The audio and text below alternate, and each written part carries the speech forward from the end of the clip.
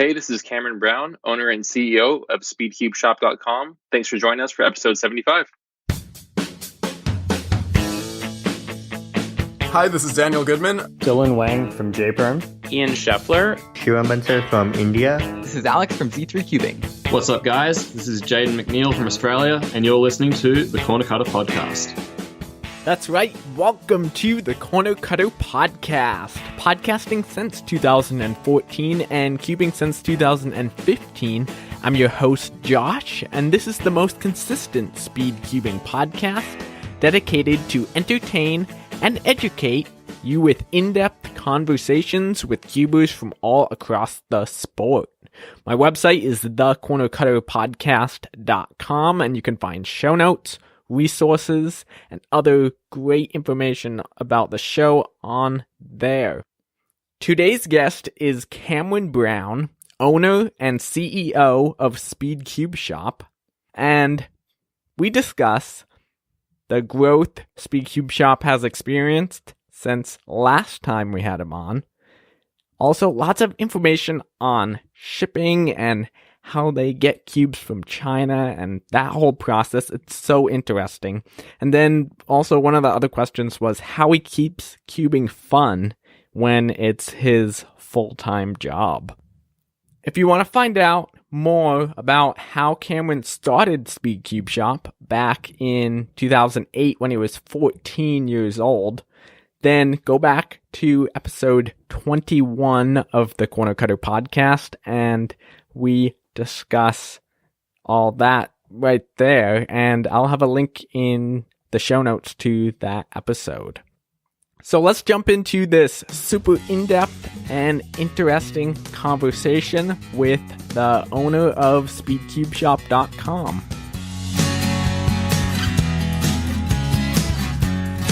Okay, so I'm on Skype with Cameron Brown, and Cameron, welcome to the show. Thank you for having me. Good to be here. So why don't you tell everybody something interesting about yourself that most people wouldn't know?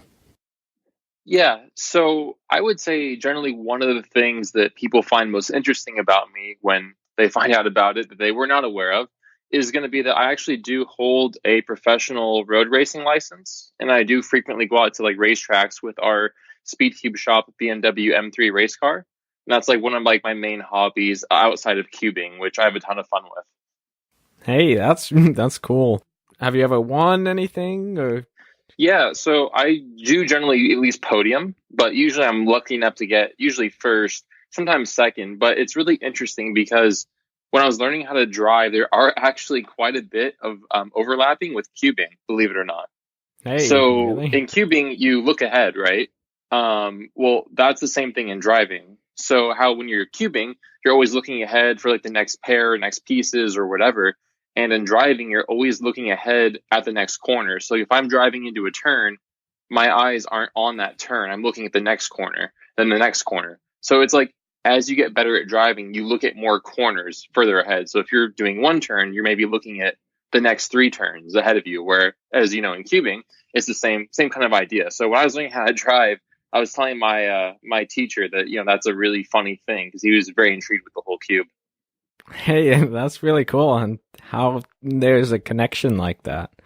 Yeah, I think that's partially why I enjoy it so much too, because it's kind of like all of my main hobbies. I find a way to make them all intertwined. So I've done lots of really cool promotional videos with the cube in cars and like on drag strips and stuff. So I have a lot of fun with the cube and the cars, and I'm really happy to be in the position to be able to do that. That's great. So how has SpeedCubeShop been since the last time we had you on? And that was episode 21 of the podcast. Yeah, it's I know. I feel like that was just yesterday when I was on the podcast last, and obviously it was some time ago. It's just absolutely mind-blowing to me how quickly time moves when you're staying busy. So to answer your question, SpeedCubeShop has been fortunate enough to be continuing to grow immensely. Since the last podcast, he moved into a larger location that was dedicated for like retail sales. As you know, we have the showroom, custom cube building, custom stickers, kind of like all of our main custom stuff, whereas our old office was our like packing fulfillment for all like the online orders and stuff to have to be packed and shipped out. So that was really cool. That was a very big move. It's always kind of nerve wracking moving into a bigger spot because it's so much stuff to move around, of course, and then it's just knowing like, man, am I going to be able to fill up this space? And we always do, and we're actually getting ready to move into yet another larger office here in the next few months as well. We've also had our staff continue to expand, our team of SpeedCubeShop members, and also our product lines. And yeah, it's just everything is moving at 100 miles per hour, I feel like, but it's all great. And we're doing the best we can to manage all the growth. And with the inventory and stuff, we've, I think, finally gotten a good handle on a system to where previously it was all selling out so quickly because of how many new customers we were gaining on a daily basis. But now, luckily, I think that we have a new system dialed into where we're able to keep a lot of the stuff in stock for a longer period of time without it selling out so frequently, which is something that people I know really do appreciate. Yeah, for sure. You mentioning staff. How many staff are you up to now? So right now we're up to 25. Okay, cool. Then do like, how many focus on like actually making cubes and how many focus on packing and stuff like that? Yeah, so that all kind of depends on the day. Of course, we do have some people that are dedicated to only cubes and only packing, but we do have some of our guys that are kind of cross-trained to do more than one task. So, of course, some days we're busier than others when it comes to the custom cube stuff because we like to really stay ahead of the curve on those and try to keep the production time as low as possible. So if the production time is getting to be a little bit longer, we might have 10 guys on custom cubes, or some days we might have 8. So it really just kind of depends on the day and where we need our guys to be in order to remain at the efficiency level that we like to keep. Okay.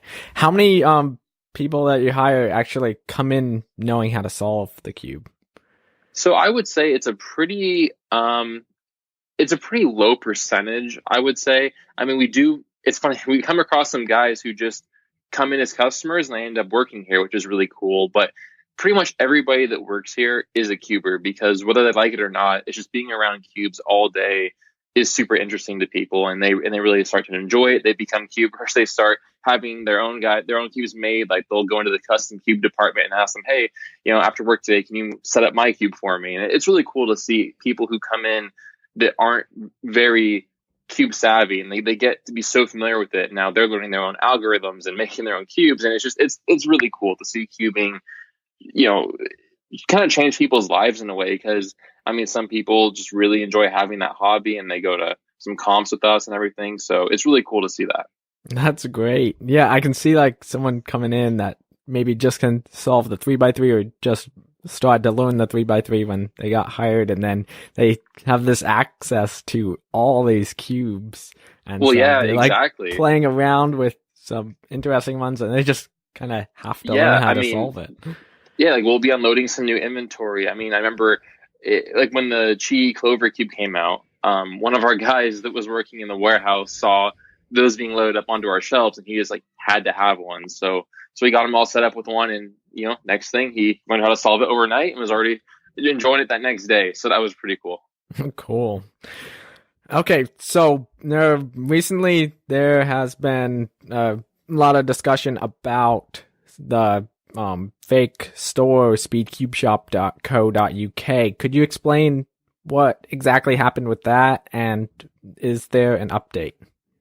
Yeah, so I think it would make a little bit more sense. I'll do the update part first. Sure. Then we'll kind of go into the backstory. So currently, we weren't really getting anywhere with our legal team because when we found out they were in China, that was a little bit discouraging because it's very hard, especially international, let alone China, to take legal action against companies because they can just kind of disappear, or they'll use faux names or things like that. So it can be very complex. So that was when we went on and asked a lot of our Team SCS YouTubers to make a video kind of helping us to spread the awareness, because it was becoming a very widespread issue. It was literally every day we were getting emails from customers about the issue, which was very discouraging for us because we felt so hopeless, because it's like, what could we really do? And so after the YouTube videos gained traction, as you I think are aware, they changed the name to SpeedCube Store. made kind of a phony little like apology, which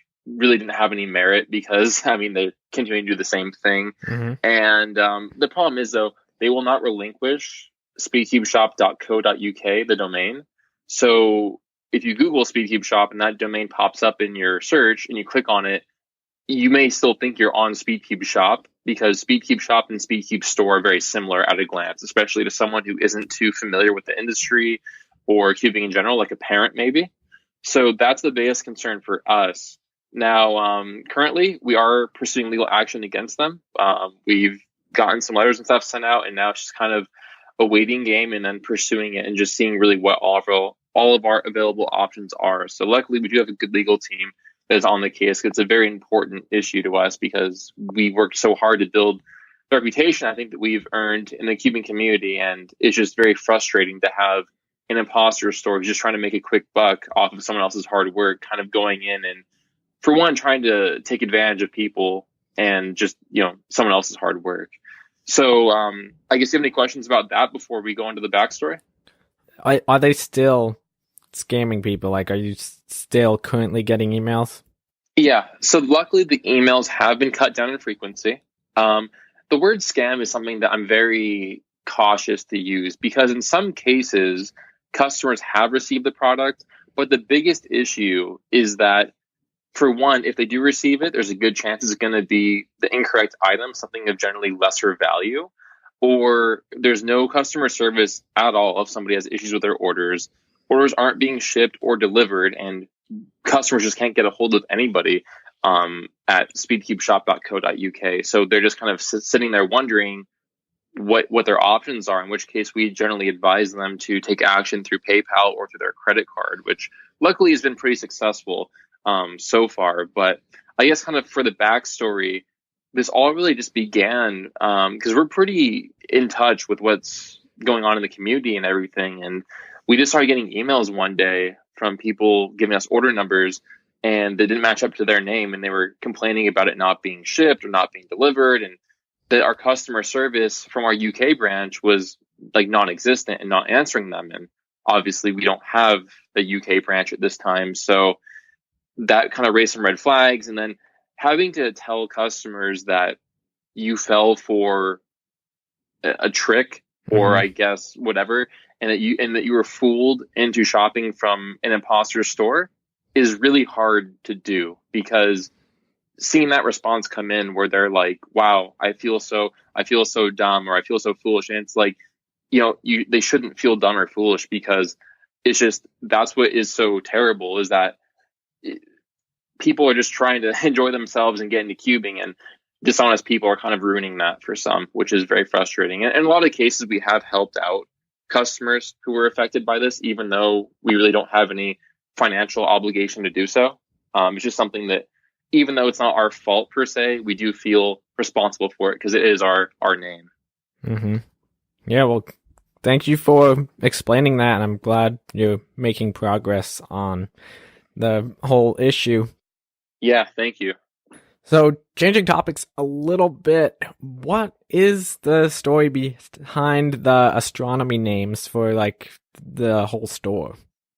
Yeah, so that actually began with the birth of SpeedCubeShop back in 2008.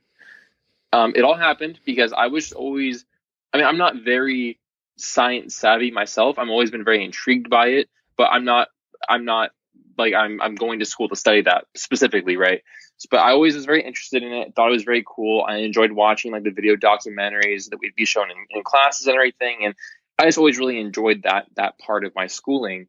And so it just was kind of in the back of my head. And then when we were starting the brand, or I should say I was starting the brand back then, it was just me as a freshman in high school, because I was providing what I felt was out of this world products and service. It just kind of made sense, and it's worked out for us since, and we just kind of ran with it.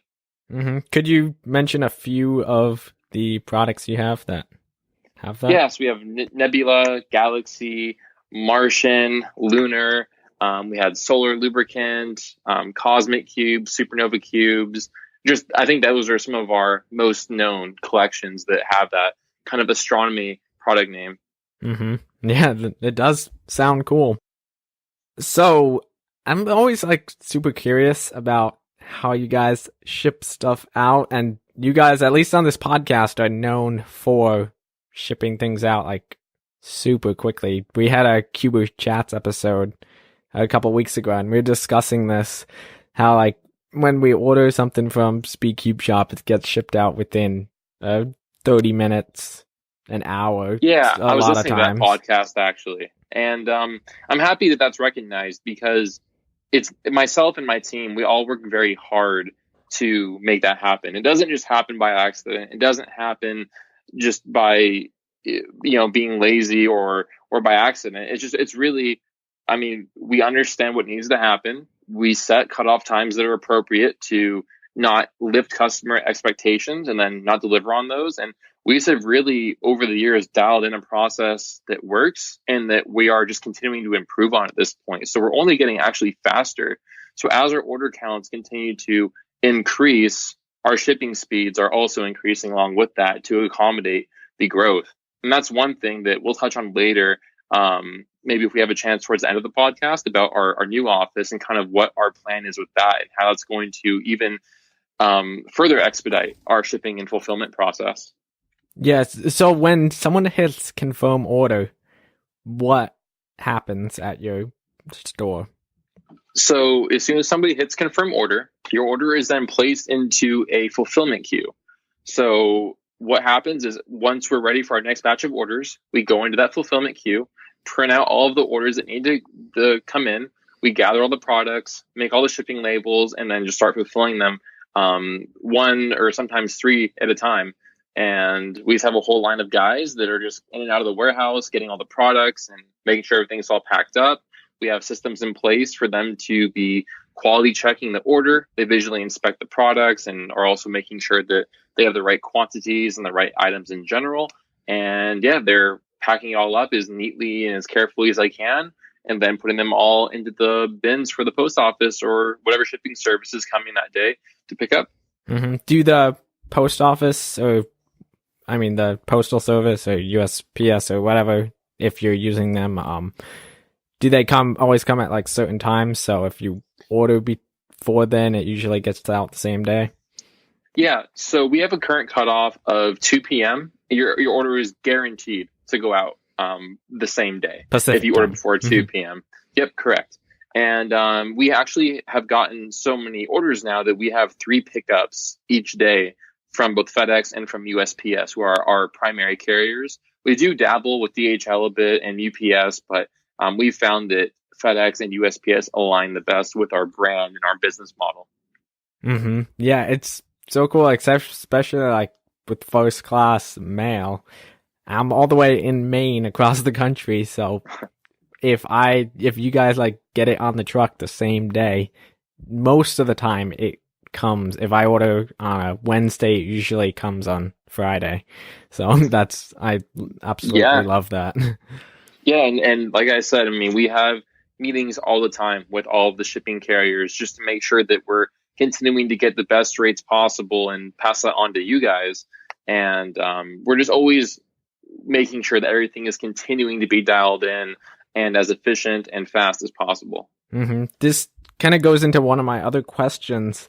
How did the USPS price raise in January affect like how you ship things and so that was a pretty substantial price increase, but I do think that a lot of people overlook the fact that every year, I don't want to say every, but I would say all major shipping carriers do have price increases, and that just happens to accommodate the cost of fuel going up, other transportation aspects, minimum wage or whatever is always going up, and just the cost of doing business gets more expensive year after year. So of course they have to accommodate for that, and that is in the form of more expensive shipping rates.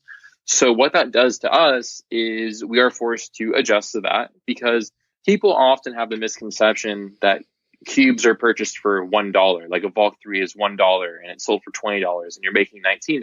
But they kind of fail to realize that a lot of these speed cubes are pretty expensive. And by the time you get them into your warehouse and it's out the door, your profit margin is staggeringly less than what it started off with.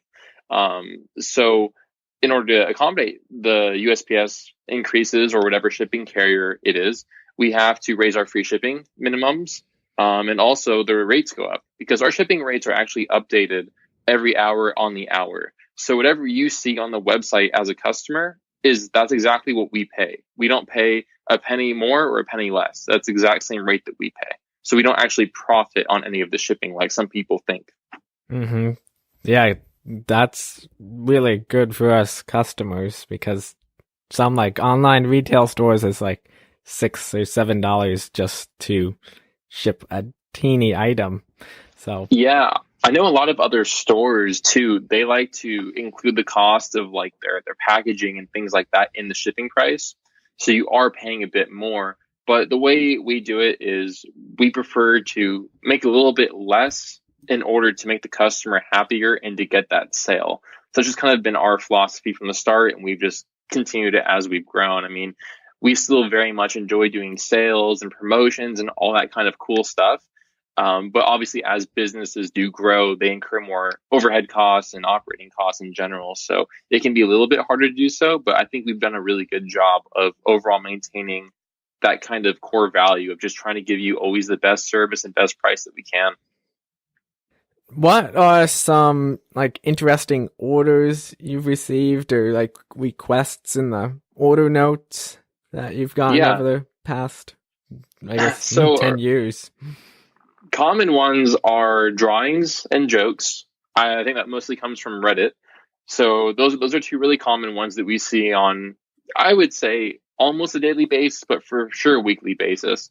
One of the actually weirdest ones that we see on a regular basis is going to be having to do with addresses, more so international. So believe it or not, someone will enter an address that is something along the lines of turn right at the Panhandler on the corner, go up the street to the brown building, go onto the third floor, knock 5 times, and wait for the elderly lady to come out and give her the package. And that's like on the shipping label. And that's like when we ask them about it, that's all they tell us is the address. Or there'll just be like lots of really just bizarre delivery requests in the order notes. And they'll want us, like, I've had a few where they want me to personally hand deliver the package to them, and they'll be in somewhere like Ireland.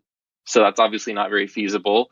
Or they'll want us to bring an order to a competition, which is completely fine. But the competition is about 3 months away in some cases. So I don't really understand fully what that always can mean. But yeah, we've definitely seen some very interesting order requests over the years. And I'm sure that I'm forgetting about tons of them because, I mean, it's become a routine part of our day. That's really interesting. Yeah.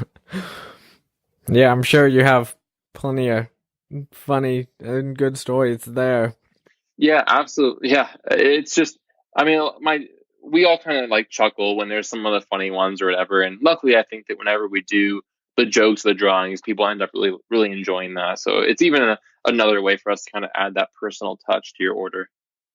Back in November and December, when the Gan X was released, why were there so many issues being able to stock that puzzle? Yeah, I'm really happy that you brought this up because November and December were some of the most stressful months of my life in the recent years. With the holiday season and Black Friday in general, things were very busy, and having a pre-order that was not being filled by the promised times during the holidays is pretty much the worst thing that can happen to a business, because for a lot of parents that are ordering based on it being Santa Claus, right? A parent having to tell their child that Santa Claus is not getting them their package or their cube or their GAN 356X is like the hardest thing for them. And of course, who do they blame for that? You know, they come back to the retailer because ultimately it's our responsibility to get them the package, but it's very hard when we don't have the product. So a lot of this is, I guess, sort of my speculation and what I pieced together based on information that has been made available to me, both through GAN and other resources. But pretty much, I noticed that I was told a lot of the production issues for the 356X initially were due to the numerical IPG core, which is the reason for the IPG V5 core to come out. because they were able to get that one made more quickly because it was the same core found in the Gan RSM. So I was told that the core was the big issue, and the biggest problem was that when we were getting shipments, I mean, we were maybe getting 100 cubes at a time, and that's nowhere near enough to fill the demand that we had. I mean, we had thousands of orders that we had to get out in time for Christmas, and I think that, I mean, what the hardest part too is when the 356X is being sold on like Amazon or through the GAN website, customers are asking us why do you and other retailers have this delay, but I can go to Amazon or GanCube.com and get it. And it's really hard to give an answer to that because I won't say, I guess, what it is or isn't. I think that people can kind of piece together their own conclusions based on what I'm saying, but it just is kind of, I don't know. It seems like that as a manufacturer of a cube, it makes more sense to sell it for a retail price and at a wholesale price to a store like myself. So I don't know if that had something to do with it because the cube is and was in very high demand.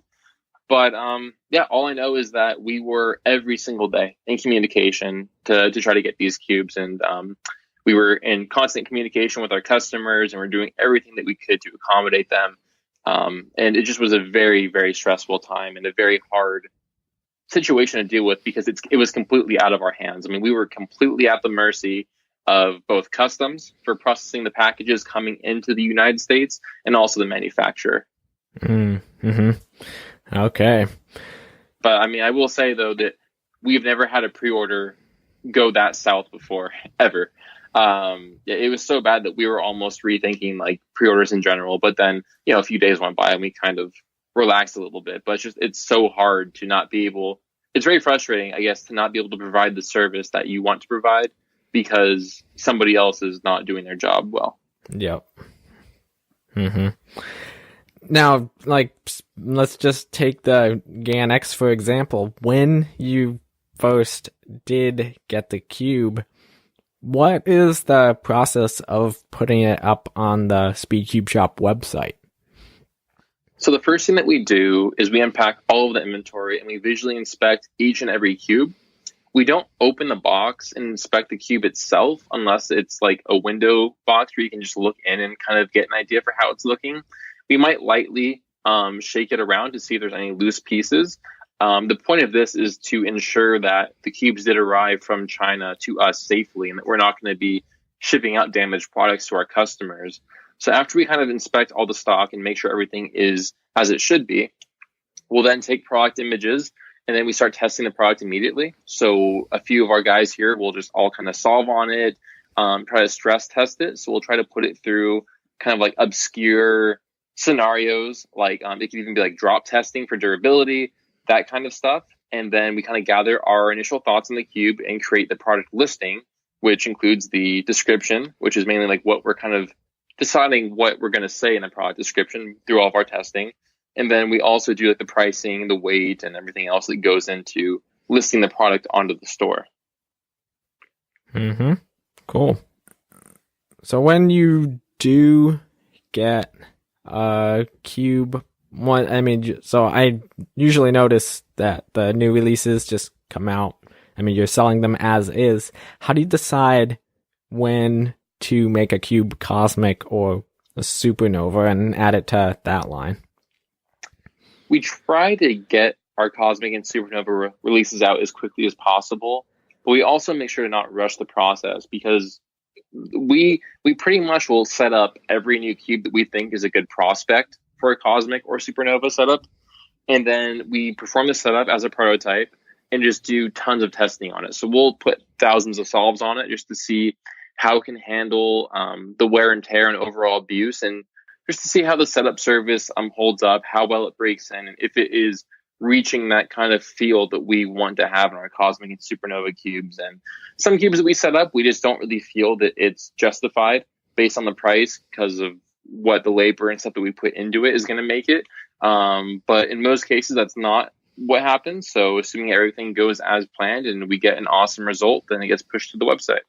Mm-hmm. And then like a lot of the new budget cubes don't get put on those lines just because it's not really necessary.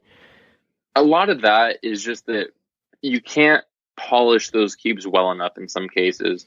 What I mean by that is you're limited to lower quality plastics, lower quality hardware, inconsistencies. I mean, like the Little Magics are notorious for having different screw depths, cores that strip out. It just makes our job a lot more difficult. And I feel like we spend more time trying to refine a lower quality cube than, I mean, it doesn't really make much sense because you can just go and get a higher quality cube for close to the same price as an enhanced budget cube, which at the end of the day is still just a budget cube, even though, I mean, we make it as good as we can, but it's just kind of, we can only do so much on our end because there's pre-existing factors like the core and the pieces and the plastic that we just can't change. Yeah. So, like, I guess speaking of budget cubes, when like new cubes come out, and I guess this might happen with more expensive cubes, do you ever see like the sudden drop of sales on certain cubes when there are new releases?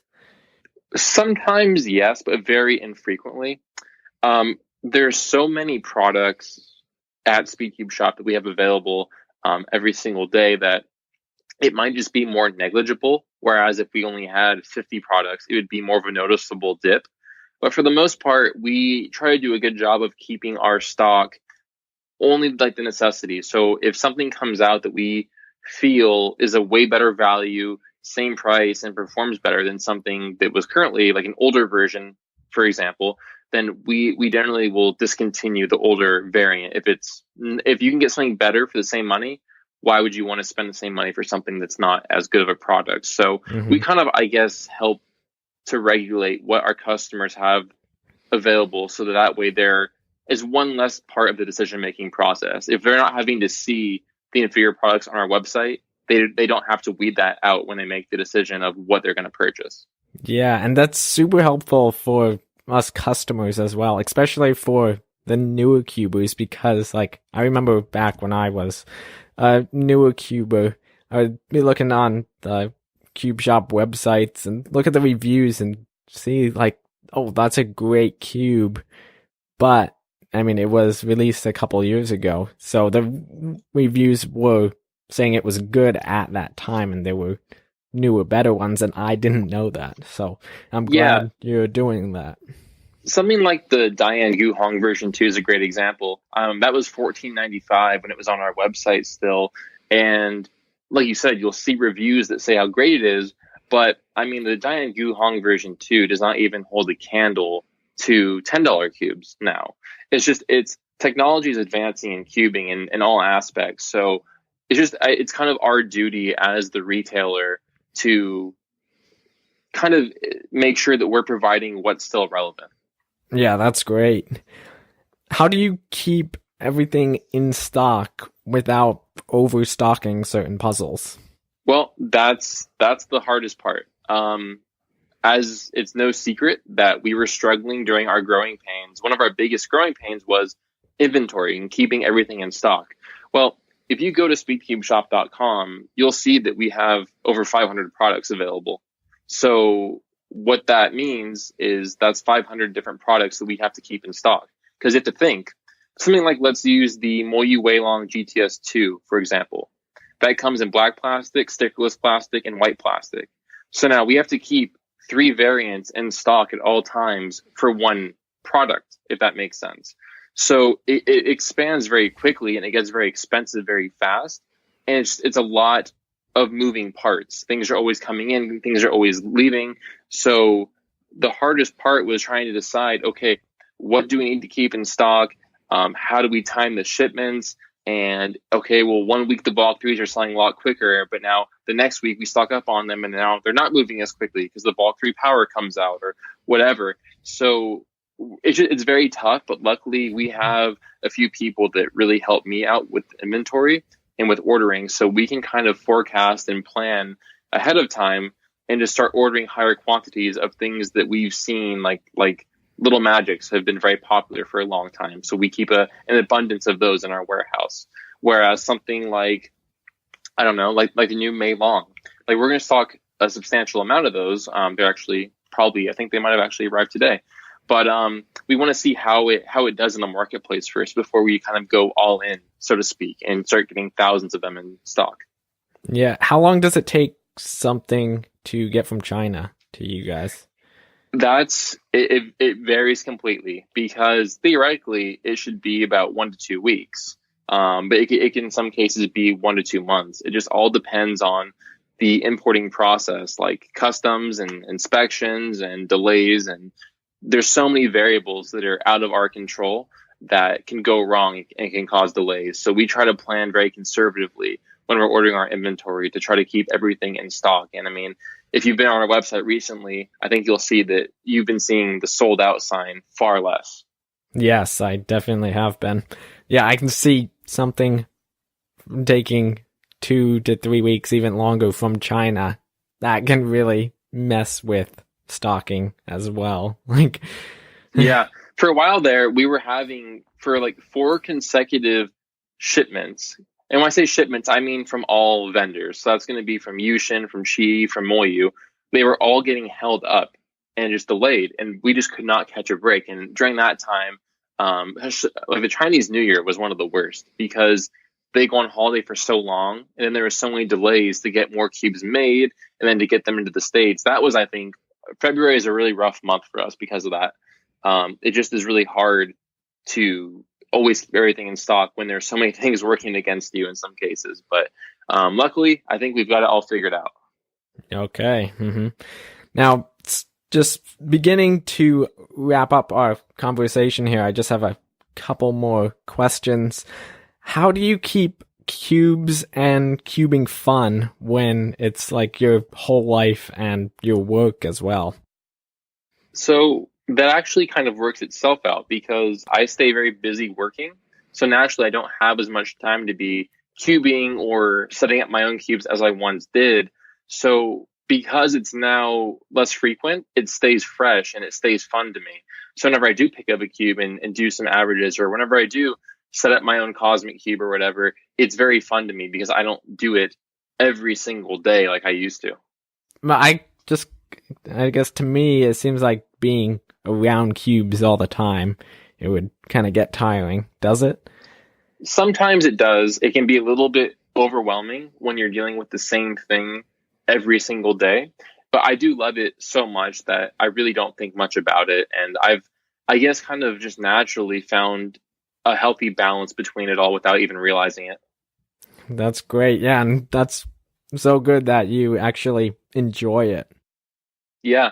I mean, that's where I'm so fortunate to be in that position, to be literally doing what I love. I mean, if you had told 14-year-old Cameron Brown that SpeedCubeShop would be what it is today, I mean, that it wasn't even a dream, because it was so far out of the realm of what I thought was possible. Mm-hmm. And you mentioned earlier you had plans for your new store? Yeah. So we are going to be moving into a whole new location in a few months, and we're really excited about that. We're actually completely customizing our own building. So we had to decide on what the interior layout is going to be, and we're designing it for a very utilitarian purpose, but also to house a lot of tours. So we want to have decent groups of people coming in and doing tours to our facility.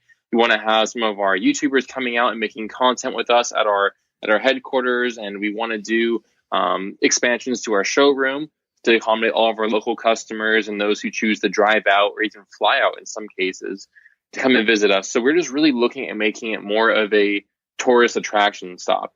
And we have lots of really cool ideas and plans for that I'll be really excited to announce in the next few months. That's so exciting. That sounds great. Yeah. No, we're super excited. Yeah. Uh-huh.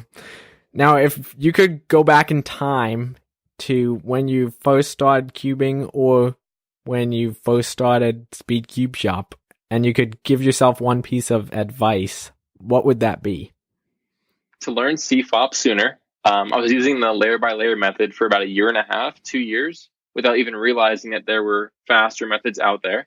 And then when I did learn CFOP, I would tell myself, do not use Bob Burton's CubeWiz.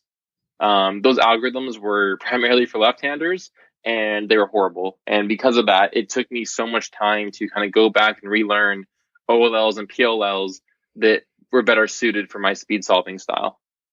Okay, great. Well, thanks, Cameron, for taking the time to come on episode 75 of the Corner Cutter podcast.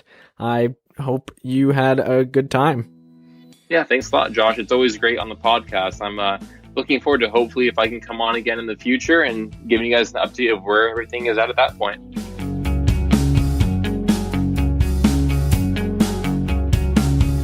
Wow, that was so interesting hearing all that information about SpeedCubeShop and how Cameron gets all the cubes from China and all that behind the scenes information. If you are planning to make an order from SpeedCubeShop, I would love it if you could use my affiliate link. It just gives me a small commission if you purchase through the link, and it's at no extra cost to you. So it's like you're supporting the show by ordering cubes. So if you could just go to thecornercutterpodcast.com/support, and there'll be a link right there. And then if you use the discount code CornerCutter, you'll get 5% off your order. But the important part is clicking through the link. I'll be reading all you guys' feedback from the past couple weeks on the show next week. So if you have any feedback on this episode, please send it in and I'll read it on next week's show. You can email feedback. You can email Josh at thecornercutterpodcast.com or go to thecornercutterpodcast.com/feedback and use the contact form there. If you're looking to make or buy a magnetic clock, I have all the stuff you need. Just go to thecornercutterpodcast.com/clock magnets, and there's a link right there for you to buy a fully set up and magnetic clock as well. I've been getting some great feedback on some clocks I've sold. One guy from Finland, I believe, he broke his clock PB on his second solve on the clock, and then he brought it to a competition and he did decent there as well with the magnetic clock. So that was very fun to hear about. So that's pretty much it for this episode. I want to thank Cameron once again for coming on the podcast and just for that fantastic discussion we had. And now it's time to take this episode back to the scrambling table, and I'll talk to you guys again next week in episode 76 of the Corner Cutter Podcast.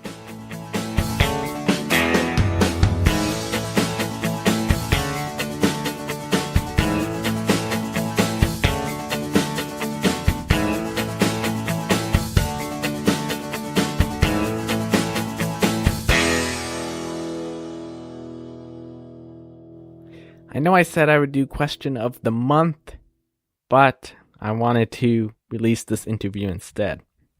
So that'll be next week.